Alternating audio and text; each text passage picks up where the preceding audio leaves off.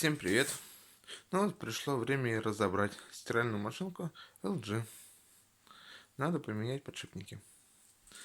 Начинаем разбирать с задней стороны. Откручивать будем верхнюю крышку и заднюю крышку.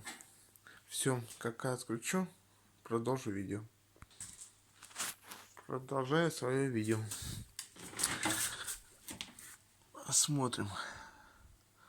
Чтобы нам добраться до подшипников, нам надо снять шкив вот этот. Давайте проверим. Точно он, видите, ремень легко снимается. Да, точно подшипники. И видно, что бежала прям с ней, с машинки. Бежит на антенну, бежит здесь на двигатель. Двигатель у нас там не видно, но в плачевном состоянии. Тоже всю колодку перебирать придется. Так, смотрим сверху. Сверху я крышку тоже снял.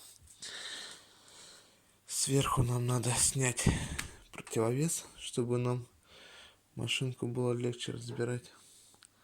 Ну, пока все. Давайте я как ее разберу до конца, до подшипников доберусь, я вам еще одно видео покажу.